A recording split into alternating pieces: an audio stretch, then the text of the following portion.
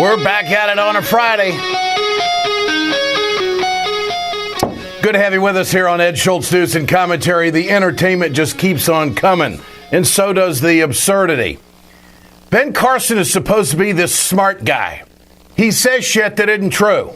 So does Rubio. This is now a complete pattern by Republicans. These are the guys that are in the top 4 in polling.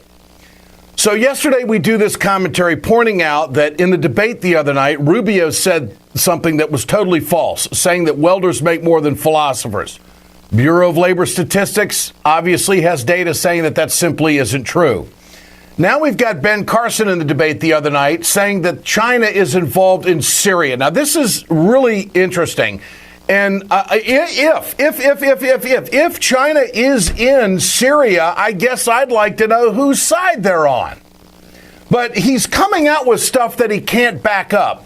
And this is the failure of the mainstream media to not go to Carson and say, what's your source? Give us a name. We're trying to get this right. You've been complaining about how this vetting process isn't fair. You've been bitching all along about how people are targeting you. And then you come up with accusations about the Middle East that simply can't be backed up. Here's the first cut.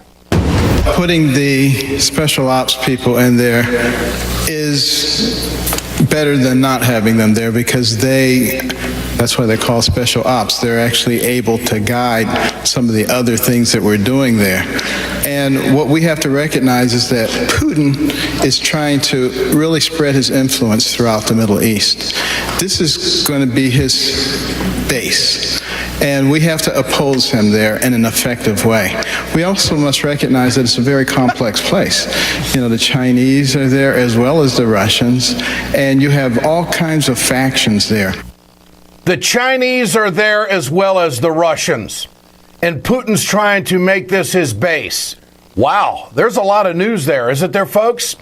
So we know the Russians are doing airstrikes. We know the Russians have got boots on the ground, and China's right there with them, according to Ben Carson. Dr. C stands for Dr. Clueless. This guy has no idea what the hell is going on in the Middle East, nor does he have any kind of solution on how to deal with it. Listen to this. Some questions have been raised about your suggestion last night that China is involved in Syria. Can you clarify that? Well, China has been trying to extend its influence not only throughout the Middle East, but throughout Africa and in several locations. And their interest extends into that region as well. I would have to refer you to some other people to get you the actual data, but they've shown it to me. Who are the people that have shown you this, Mr. Carson? Give us a name. Do you know who you're talking to? Do you know the names of people who give you information? Is it someone in your campaign? Is it some kind of hidden national security advisor? Is it a top secret agent that's gone rogue that has given you information about what China's doing in the Middle East? This is the administration's response to all of this BS. I really can't speak to what he was referring to, but unless you're talking about having a diplomatic presence, I'm not sure what he was referring to. Military involvement, which was the implication. I have not seen any evidence of Chinese military involvement in Syria. Okay, so Ben Carson has information that the administration doesn't have. I find that very intriguing, and I also find it an absolute lie. Ben Carson is a pathological liar. He doesn't know what the truth is, and Trump has called him out on it. Now, Trump went on his own rant in Iowa yesterday about being a pathological liar, and it's a disease. He connected it to child molesting. I mean, Trump, you have to give him credit. When he gets off script, he's an unguided missile. You have no idea where the entertainment value is going to end up. But the fact is that both Rubio and Carson are throwing out things on the campaign trail and saying things that, number one, can't be backed up, number two, aren't proven to be true. And this plays right into the fact why there are insiders in backroom doors, backroom rooms, trying to do deals to try to get Mitt Romney, come save us. Give us some credibility. We don't want Trump. We don't want Carson. We're kind of trying to build up Rubio, but he's lying about stuff too. And so the story is floating this day that Mitt Romney is being recruited by some heavyweight establishment Republicans. It's a total mess. It's a funny farm. It's entertaining, and it's all screwed up. And at this point, if the election were held today, any Democrat would walk right into the White House. Because eventually, this is all going to catch up with them. And eventually, as it gets closer to Iowa, I do believe that the media is going to zero in on these inaccuracies and make them a story. I don't know what they're waiting for. Ed Schultz News and Commentary, brought to you by Communication Workers of America, Alliance for American Manufacturing, BioGreen Clean, and the iSave team. We're back after this. Hey, folks, you've heard me talk about BioGreen Clean. I'm going to show you right now on my airplane just how tough this is. I want you to keep in mind, chemical-free, 100% plant-derived, biodegradable. It is the safest cleaner that you can get, and it's the most effective. Go to our website, wegoted.com, or go to biogreenclean.com, www.biogreenclean and order today. It's time to continue our conversation about mechanical insulation. Mechanical insulation is for the piping systems in our nation's commercial and industrial facilities. Facility owners are burning up billions of dollars through the lack of mechanical insulation on these piping systems. Call the iSave team. Insulation saves America valuable energy, and this team of energy conservation specialists is shovel-ready to save you money. Visit iSaveTeam.org to have a specialist give your plant an energy audit. We perpetuate a culture of crime all the way from Wall Street right down to the main street in our hometowns. It's worse than it has been since FDR took control of the problem and said we can't count on industry taking care of the American labor. They probably have already engaged into some type of criminal cover-up, and the law prohibits the government from even doing anything about it. Catch America's lawyer Mike Papantonio on YouTube at youtube.com/GoLeftTV. Thanks for being with us here on Ed Schultz News and Commentary on this Friday edition. The endorsements of unions are very important, and they're important because union workers do what they have to do during the election cycle. They work the phone banks, they do the social media, they do the boots on the ground, they knock on doors, they get the conversation going, and they talk up who they're supporting. So it's infrastructure that's important. This is one of the reasons why Karl Rove and the right wing in this country have been so active to make sure that workers lose their rights in the workplace, because that will take down their organization. It's the last bastion of foundation of organization for the Democratic Party and progressive movement in this country. So that's part of their focus. Now, the AFL-CIO has said that they're not going to come out with an official endorsement of any Democratic candidate until later on. They're keeping their powder dry, although some unions have come out and supported Hillary Clinton and Bernie Sanders. One of those unions made a decision yesterday, and that is the American Postal Workers Union, headed up by President Mark Dimondstein, who joins us today. Mark, good to have you with us. Ed, good morning. You bet. I want to know where your rank and file is. If every single Postal Workers Union employee and member to your union was polled, is this the answer? Bernie Sanders. You have endorsed Bernie Sanders. I want to know about the numbers. I don't want to know about why. Well, Ed, look, the union and all unions are made up of people from all different walks of life, all different political views.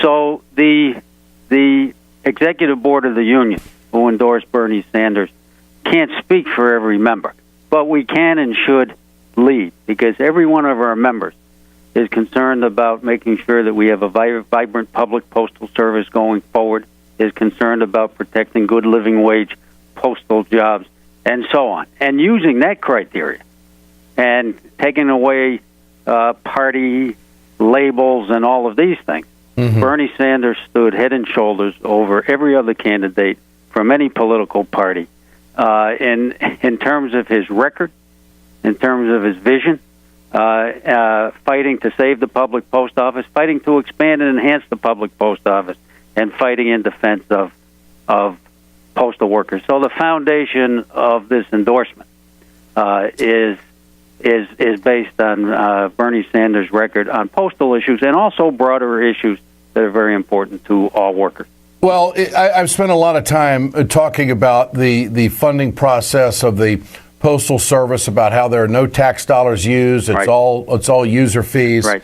And finally, I saw a story in Huffington Post. They wrote it as the Postal Service bleeds millions in losses, mostly due to unique funding mandates placed upon it by Congress.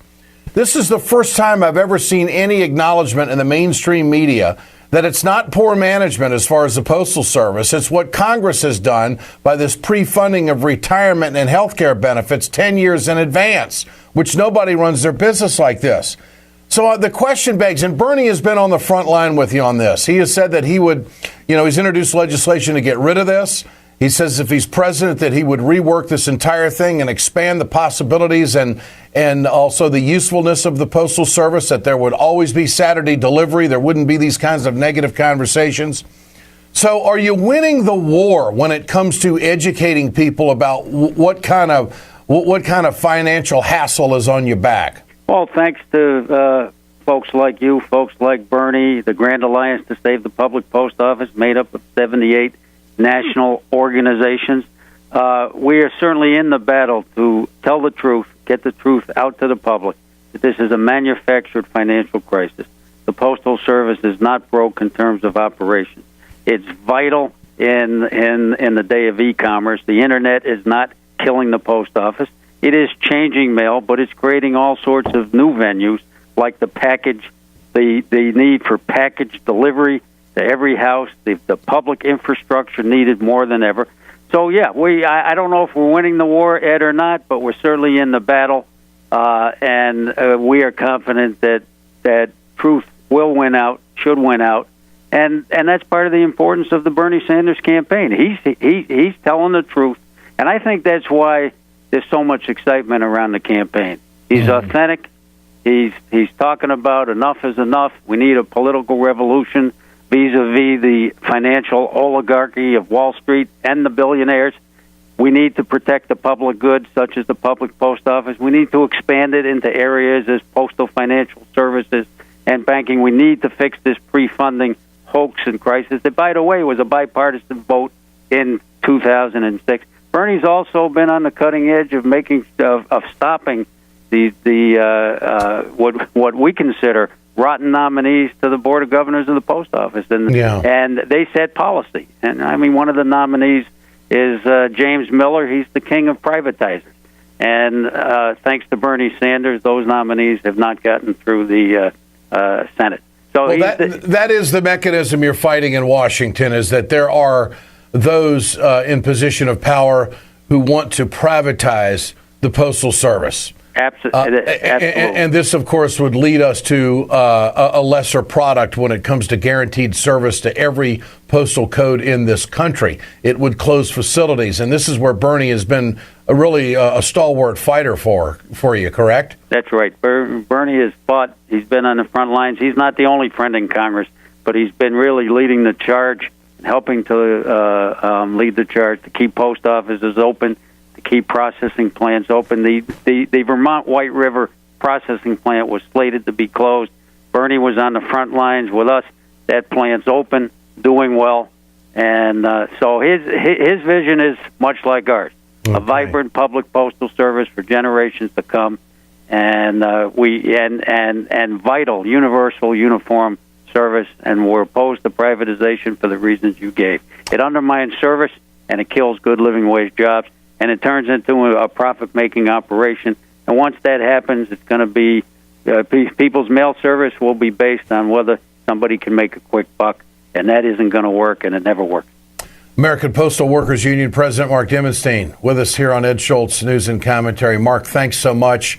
I think it's a great endorsement. Bernie has earned this one, no question about it. He's been with you guys all along. Thanks so much. We are very proud to make this endorsement, Ed. Thanks. You bet. Thank you. Take care. Bye-bye. You bet.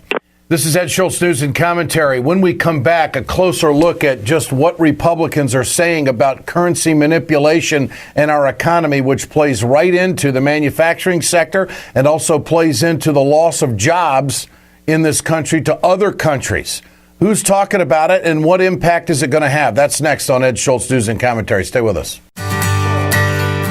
From the steel mills of Pennsylvania to the auto factories of Michigan to the modern makers movement, Manufacturing makes our nation great. I'm Scott Paul, President of the Alliance for American Manufacturing. We bring business and labor together to advocate for policies that everyone can agree on. Together, we can strengthen manufacturing and create good-paying American jobs. Help us keep it made in America.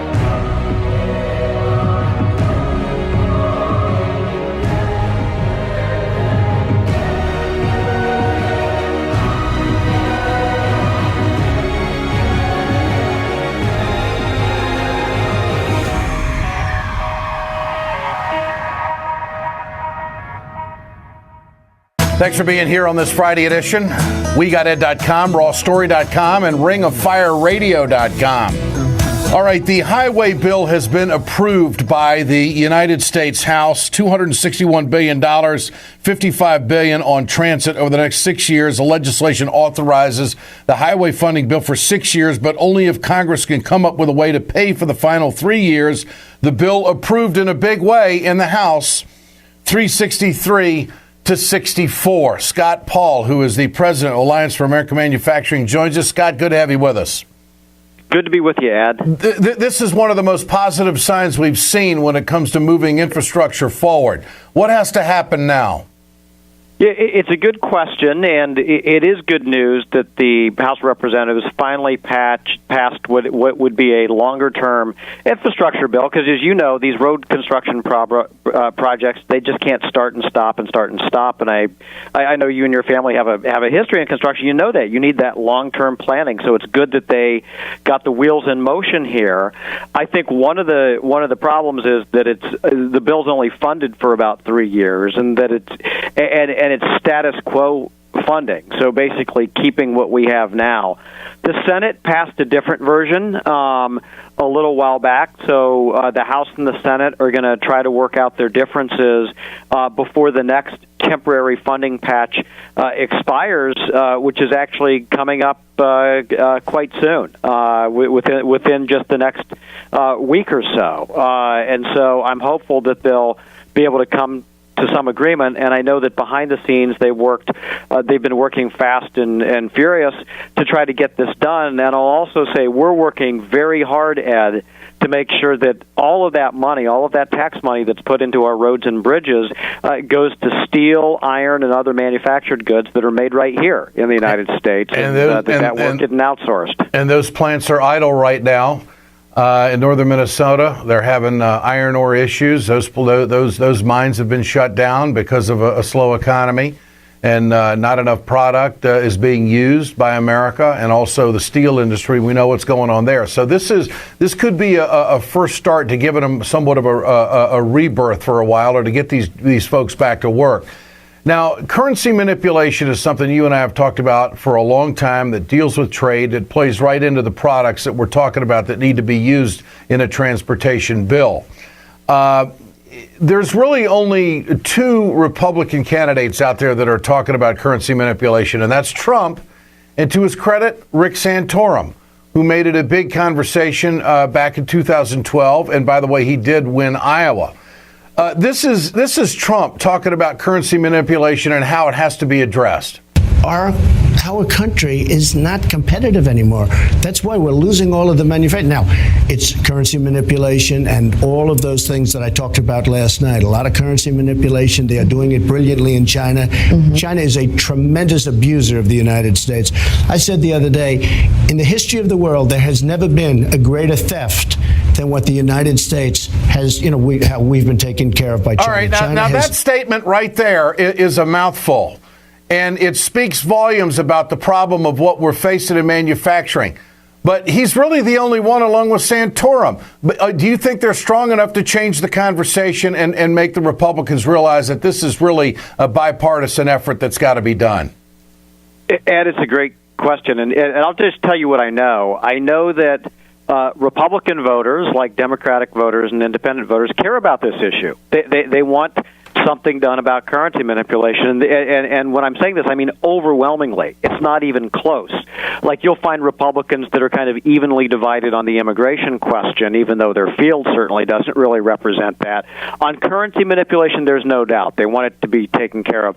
And you'll remember, Donald Trump said something that Mitt Romney said in 2012. I'll designate China the currency manipulator on day one. Now, it's easier to say those things than it is to actually get them done. So what I'd like to see, instead of kind of using, the drive-by photo op of the factories that a lot of these men and women running for office tend to do, is a detailed conversation about what we need to make manufacturing more competitive. And I don't blame the Chinese government for looking out for their own interests. I don't blame them at all. I mean, I have many quarrels with how they deal with human rights and other issues like that. But my problem is with the U.S. government and the fact that we have not pushed back at all. And it's something that President Obama complained about when he took office. He said, "I've been dealt a bad hand on China, but I will push back."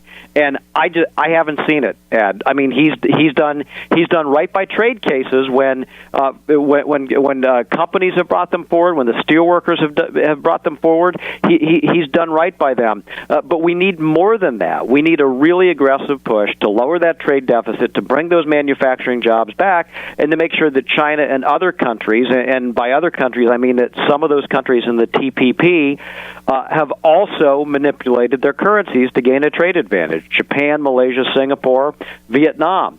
We need to make sure that that's stopped as part of the TPP as well. So I hope there's a more robust conversation about it. I know that Hillary Clinton feels strongly about it. I know that Bernie Sanders feels strongly about it. I know that Martin O'Malley feels very strongly about it. So I think that there's agreement among the Democratic field about this, about currency in particular, as a big issue, which is good to see.